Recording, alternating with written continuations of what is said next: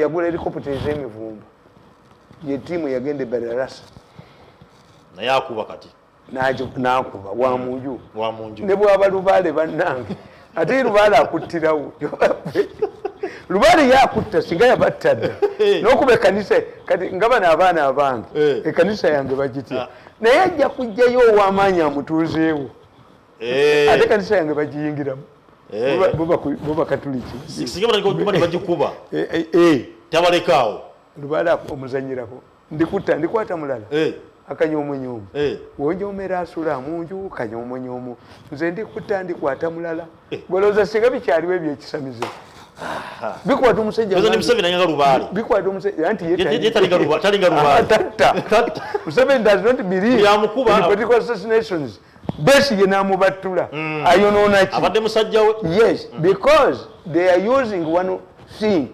bayambisa kye tuyita surgical operations.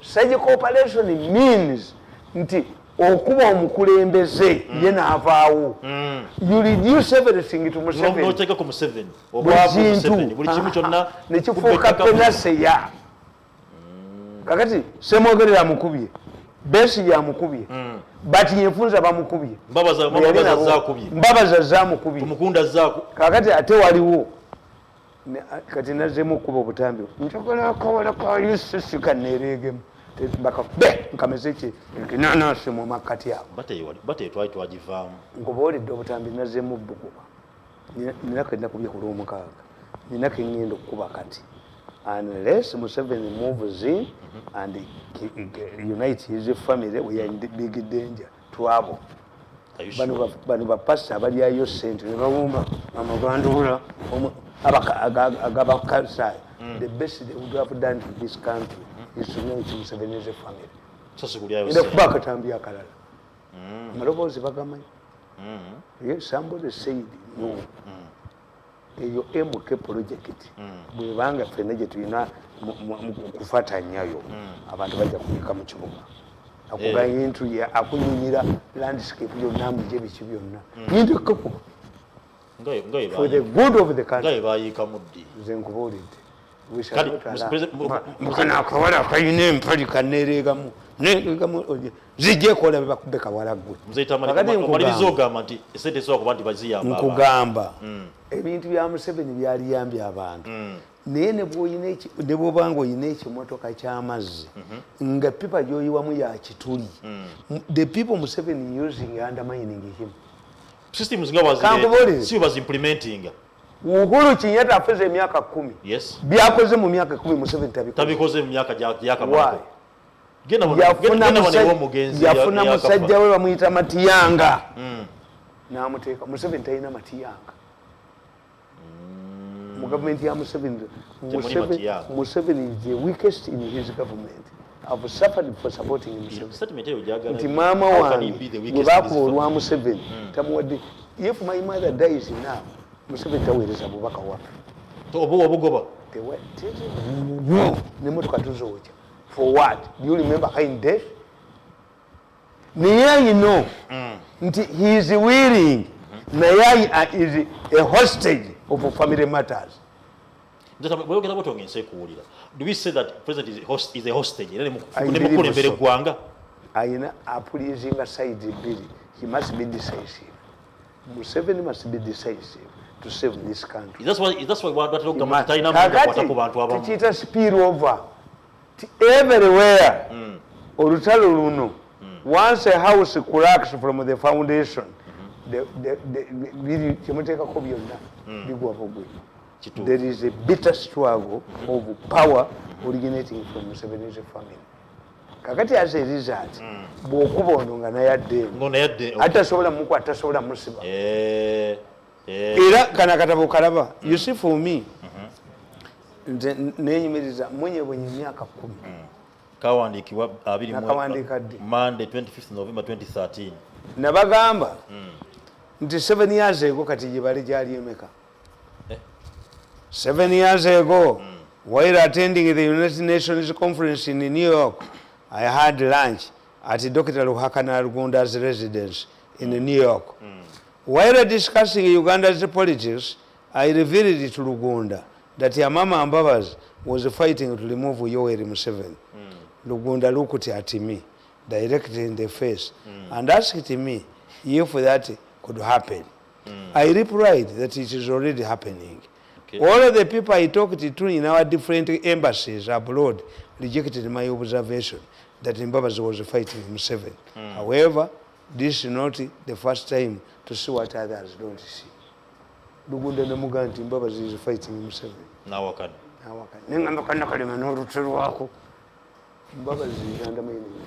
want to see the president. We have other things. No.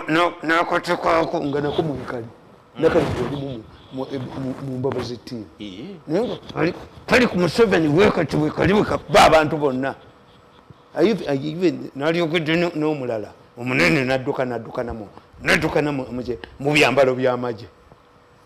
Ninga ali ku team eri. I was the first one to detect it. Ne kuba ni magazine yange nje gikuleete. Nga Mbabazi aleese ebintu. Era Mbabazi abagamba yagamba tumwebaze. Omusajja detected me in 2006. Natandika okuŋŋa nti nze kalyabulo sinze nali mutuumu. Mbabazi yabagamba the man detected me ne batandika okunkuba. Nakati mbagamba Museveni talina kintu kyagenda kukola ne kiyitamu kubanga baali nabo. Bwanga kiba kityo obukulembeze lwakitabuta. Ngobolidde. Nakugamba nti nabagamba nti problemu y'abaana abasajja batunuulira all Museveni's opponents no one nti Museveni tomukonfrontinga butereevu. Don't just direct. Akukuba. Two, tebasobola kubolotinga kuva mu gavumenti. Badde bali. Kubanga influence yaabwe bagijjawa. Bagijja ku ye. The moment you boloti oyavuwadde. Bayina era tebaagala aboogerako nti oyo alwana ne Museveni. Kubanga bw'oyogera nti alwana ne Museveni, musajja yagambye twewola ssente zaffe ne twewola kati ebintu byaffe batandise bitunda ebya gundi ono bitatuule. How long are we going to wait? Okay. Ekitegeeza tebasobola mukonfrontinga naye tukiyita gundi twakijja mu busawo nti abasawo tebakyanyiga bode yonna. Politics ali modern kati tukiyita penaseya. Tukiyita penaseya. Penaseya kitegeeza ti ekintu ekyo nga tekivuddeewo ensi teyinza kufuna mirembe. Kila kintu kinawezekana kwa Kenya bila Moi. Era kyova olaba nti buli kintu kiba kya Museveni. Abalamuzi basaze omusango Museveni yabalagidde. Era Museveni yabalonda. It comes back to Museveni as if Museveni is a king. Why is it that others don't take responsibility? Why? Who is to blame? Ate Museveni talina media. Who is to blame for that? Yatukuba ntugenda. Yatukuba ntudduka. Fumvita tugulabira mu kirasa bwetu. Ne bagamba nti temukyali mu VIP. Nabagamba nti Sheeke ng'agenda okusaala Juma. Nasanga omutamivu mu bbaasi. N'ateekamu omuwoganira. Agenda awunya walaki. Kati mulayini ne bagamba buuka mu bbaasi.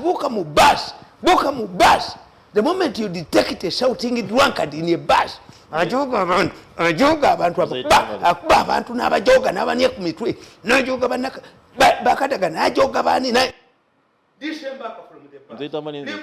Sometimes on Numira. We disembarked from the bus. Your work is kungo abantu kuyingira bus. Katubaga babuke mu bus. No, we disembarked. There was a shouting drunkard. N'abagoba mu bus. There was a fenaja tujoga kuba yagala obwa president. Stepping on other people.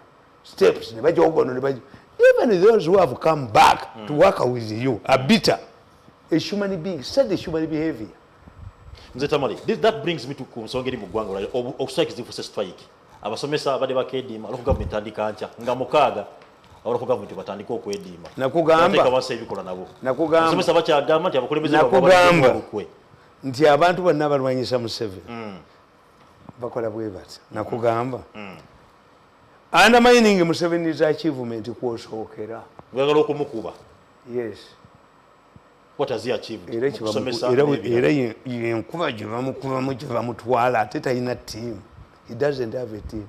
olutalo lwa piraawo tomanya gwe baga nti ku byombi lyako kimu naye mulimu ekirimu obutwa olyaki piraawo yiwa muyiwe kakati eno gavumenti tokyamanyi huyizihu you don't know huyizihu kaliawo katogo olutalo lwa piraawo the insiders and outsiders ffe tubamanyi nti oyo lwakweragalaga ate bonna kijja bayikako kijja kubayikako olutalo lwa fitiizi tulina ebyobufuzi byetuyita ebya fitiizi waliwo akagurupu akali mu state house omwo ensike yakyawa ennyo bwe kajje ono gwe kaleeta bwajjayo omutwe ne bakuba muhoozi twadduse dda w'abeesije luno lwa fitiizi si lwa ideology luno lutalo lwa fitiizi waliwo akagurupu ke bataagala akalina omuntu gwe kaleeta akakuba muhoozi luno lwa fitiizi omanye olutalo politics wa fitiizi wakifiiriza kasita tumulabanga jjeyo omutwe ne galubindize nga tumanya amulyemabega tumumanyi nga tutema fe nga tutema wabeesije anaatugobera ku mulyango ono politics wa fitiizi kasita mujjayo oyo gwe mwewaana naye oyo ajoza abantu ne mutakkiriza nti anuka ne mutakkiriza mwe abamuwagira nti anuka ne mulowoleza mu ssente ffe twadduse dda luno talwa fitiizi otalwa fitiizi tetubaako ideology tetubaako mpalana Besigye ajja tugobera ku mulyango naye nga mwe mugenze olumulaba nga ajjayo omutwe ne galubindize nga tutema kasita bakuba muhoozi ne bamuteeka ku ttaka kasita famire ya Museveni ekuba muhoozi ffe tulwana lwa fitiizi nga tutema Besigye te omubi gwe gukutuuse ku nkanaga nga tudduka ffe tugenda ku ani anuka kasita baleeta anuka kasita Museveni agaana okuteeka house ye mu order ne baleeta anuka ensigo yakyawedda akagurupu akamugali akabakooto akagurupu kabakooto ffe twadduse dda ate balina kubasobola kutta kati tosobola kutta muntu kati kiyiika bajja kukola ensobi eki olaba abadduka bava mu state house nga bali mu stretcher nembabuulidde anti nkugambye that's what I'm explaining to you. These are spillovers. When you get a jerrycan full of water, every purpose uses that water for smells paraffin. This is spillover. Yes, and I cannot believe, let me tell you, Museveni cannot divide the teachers. And I've seen these. But he did that. I've seen these idiots, as usual. Bano abasajja basiru nnyo abamonitor. I'm telling you, something is going on in the monitor. The owners of this monitor must find a solution. Kubanga, let me tell you, abamonitor obusiru bwabwe. This is a cabinet. What if Museveni has realized that in spite of having a parliament that there is, which is dominated by arts scientists, people, we have not developed. We must change. So you have to go science. You would say that the man has a scientist team that has not developed the country. And why is he now stressing the importance of sciences? But when you say that he has an arts-dominated cabinet, it could be the reason why he has realized that science is useless. Science is useful. Oyino muliyita omuliyaza amaanyi n'olaba eŋŋaŋa n'olaba empuuta n'olaba eŋŋaŋa n'olaba empuuta. This, you are defeating yourselves. You would say, if Museveni has been using the arts cabinet and we are landing on Mars, then why does he praise the sciences? But people are complaining that this is a failed cabinet. Then what's the opposite of arts? Sciences. n'olaba eŋŋaŋa n'olaba empuuta n'olaba eŋŋaŋa n'olaba empuuta naye mwe kambabuulire musomera bwereere nze mu ggulu nja kuyitawo ebibuzo byomuggulu nze ayina kyaki ojja kulaba abalina amaganduula ag'abafalisaayo abakuba bujingo abalina amaganduula ag'abafalisaayo abalina amaganduula omutali yesu nga mbayiseeko. This is logic because you would say nti omusajja oyo yasomera ku ki. This is why in Africa we accept extended families. Tewali mu Africa talina extended family member. Why? It is our insurance. Yeah. He is only this man who is transforming the National Security Fund. But otherwise, our National Security Fund in Africa is what? Extended families. And they ask yagoba abantu ewaka gwe wakulira wa bwe wakulira wa muganda wo oyinza ogoba bakodomi we wakanga nawe wakulira wa muganda wo. Kakati that would be a question. Okay. Nti the Karamajongo should not come to guns. Why? They are effective with the arrows. But if you see the Karamajongo abandoning arrows, then the arrows are no longer important.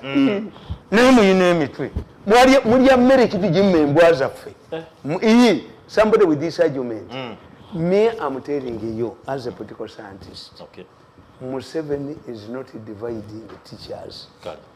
The way I know Museveni, there are two issues, in my opinion. One is making an experiment. Before you include all of them, first calculate the amount of money and see. But how do you, if you want to choose, tabagamba, ti omuntu nga yagala okuma abaana b'enkoko, aganti ani abadde agirunda. Ensonga gyogeddeko prime minister tugamba nti abasomesa tulina emitala nga 19 kuliko omutala nga gumu tegiriiyo n'omukazi eyali mu kukola lologondi ey'abasomesa bamututte mu public service mu ggwanga. Piga makofi. Tegiriyo emitwalo egyo giboogerako. The woman as a permanent secretary of civil service who failed to produce a list of teachers has been promoted to civil service. Kati prime minister byatugamba abijjawa. Naawe kkiriza musabo mulimu abayimbi abayimba n'eggono. This woman yajja n'amaanyi mangi nnyo. Oneeko n'amukuba n'amuteeka nze singa nagenda dda oneeko tusika oneeko musanga munso bakatebe nga ndi mukazi oyo omukazi kaliwe yakuba Raila Odinga akakatoke yakajjamu ng'afuma ekibaki naye oneeko kubanga agenza okulaba bulangiti z'obbiramu okuva banja olwo yagenda ne bamufuutula mu ba refugees ku bulangiti yali azemu okwogera bamutuuka wazino buzinyo azino muye mubire aneeke n'asigalawo aneeke bakagatta omutwe aneeke nanereekamu ate kati nabbanja afuga aneeke bamukuba nabbanja bamukuba yasigala mazina mpina bakase bamubira ku bulangiti nakakkana bano babayita kinaakukka okujjako nga bali ova holodi bonna omusajja najja tufuna omuvubuka omuto ataddeko ennyota ze abadduse ne badduka abasigadde ne bayingira ebinnya by'emisa yukiriya lolingizi yakuba abasajja amasasi nabakuba amasasi gana nagitereeza ne bano bwe basaana lolingizi nakubaoneeka amasasi nadduka nakubaoneeka amasasi bakuba abo bonna ababbi abasuma ne badduka kale nekubulya negamba nti the second point I know about Museveni. You cannot divide teachers. Museveni cannot divide. But he did that in our sent. That's temporary. And in Kugambi, nobody can become left-handed in old age. Museveni's role is universality. I've never seen Museveni dividing people. I think there must be a reason which he does not tell us. Or under the prevailing circumstances. Yatugambi ayagala ku scientists bali bopinge weapons z'amagye wano kibikibenga kikolebwa wano tanka byonna. How long does it take?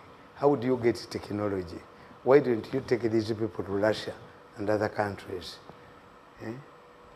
It is only nabadde nku nedda tujja kuntabula naawe I'm opposed. I'm telling you, you listen to your Museveni. I'm telling you, you called me for my opinion. Yes. I'm giving you my opinion. You are dragging me back to Museveni. I'm not Museveni's spokesperson. Call Chirunda. You call Chirunda. Call Nabusai. I'm not one of Museveni's people. I come here with my head. Museveni sacked me 14 years ago. 10 years ago. Yes. Kakati nkubuli. Nenkugamba. My experience with Museveni. Bali bagaba pa DM. Ngaba ntebagenda kukola. Abajasi ne bajja. Ne bagamba president. Nti we are having a problem. Bakamandas. To explain it to our soldiers. Why? The civilians, when they go to country, they get 80,000 shillings per night. The soldiers don't get. This is creating tension. Nga balowooza nabajja kukola ki? Nabajja kubawa. Ab'amagye. Museveni created what is called in State House entandikwa. Emitwalo aga. Irrespective of your status. He did not succumb to give soldiers money. Okay. But what he did, n'abaali tebagenda yo ba civil servants aba civilians abatagendanga ne babba ssente nabo baafuna. He got which is a divide. You're solving a problem by creating. You ask anybody in the State House will tell you entandikwa. Entandikwa is 500,000 given to everybody irrespective of which. Okay. So what my argument is, I have not come across a time when Museveni is divisive. This is my argument. Yes. The second point, when I look at UNATO, a Joseño government, UNATO was infiltrated. And the best way of dealing with UNATO is to divide it. Science teachers should remove the UNATO leadership. This is a better opportunity. And accountability. UNATO is dominated by one ethnic group. UNATO is dominated by primary teachers. Why do you go on a strike when you don't teach sciences? Do we have sciences in the primary schools? The battle over sciences would be in secondary schools. And two, they would be in the headmasters. How can an headmaster, where you have science teachers, get 1.8 million when this one gets 4 million? Why? Nti bano bebawadde million nya bank zigenda bawa salary loans bapakinga emmotoka. Bagenda kupakinga emmotoka. Bagenda kugumula ebizimbe. Headmaster ajja kuba incapacitated. Onasigale mupangisa olinga landlord. Yes. Ekitegeeza tosobola kukuuma kintu ekyo permanently. Abasomesa bayinza n'okubeera doosayo ne batasomesa ba arts ne mugwa. Ate abaffe tebaliimu. Mulwanira mu byammwe byaba peasants byabakulu. Ffe twadduka dda. Ffe abaana baffe twabajjawo wano kasana tuli abasajja bano. Tuli bakola UPE ebigezo ne bifuluma. Temuli mwana wa minister. Temuli akola mu revenue. N'abaffe ne tubaddusa n'abaffe ne babagoberera gye muli abamwe gye bali n'abaffe gye bali. Ate omusiraamu akuwasa abakazi abana amala kulinda n'abalala bawasa abatalina. Abamwe kababeere wano kabazanyire mu education yaabwe. Kankubuulire, Uganda is a very unique country. How? Miyingo has schools. Yes. Have you seen Miyingo talking? Very silent. You see, before Nabanja talks time makes noise. This ministry belongs to the first lady. How many times are the first lady commented? Yavuddeyo mulundi gumu gwokka ng'agamba kubasomesa badde basomesa abaana. Katonda bw'akuwa obwongo takwongererako kirala. Abaamaze. Kakati nze nkugamba nti bano baazanyira mu Museveni. If you want to defeat a revolutionary, you must force him. They are forcing Museveni to undo his earlier achievements. But the way you know Museveni has safeguards. UNATO yerimu ekizibu. UNATO kagikubaagijjewo. Talking about UNATO. Kubanga, yes, there are two things that have haunted this country for the last 10 years or 15 or 20. One, the organic case. The organic case has been expensive. bamaze bali yakobo kadde 10 ogwa dola ne baga nti we are investigating ate bangambye nti eriyo ne bill bagirese mu parliament yesterday eri ku order paper eyokuteesa ku organ kakati kamba buli mu basajja mu ababaka abali mu parliament obwongo temuyina one a law is not retrogressive no. Those who have been indicted by ICC, yes, by no kusikala kuchi. Wali wo kawala joyo, o kawala ato we kawala giye no nebintu. These doctors were carrying out these killings systematically and secretly until we kawala engaged a Pakistani called Amulani. Never abantu. At one time no man wange bamuta. We had reached 20 women who died during the delivery. Yes. Abafira musanya. Yeah. Kubango ono wekawalaji ayagala okuzimba ebizimbe akoze amahoteli akoze ekyo wekawalaji. The spoiler of this business is wekawalaji. Wekawalaji. Yoli okola kutta mukazi wange nange nita gwe nyinza okukulemaza mukata nyinza okuloza bwe nenkuziba amaaso gwe kalenzi gwe ngo nereegamu. Kanti kuporoka nokole mwaka inorufu abo bebabi yonoona nti balowooza they can fight me they can remove me from government. What do I get from government? Unfiruchi. You have nothing to lose. Yes, mumpadde mumpaji myaka 10. Have you ever seen me nti do I have a loan in a bank? I have an overdraft.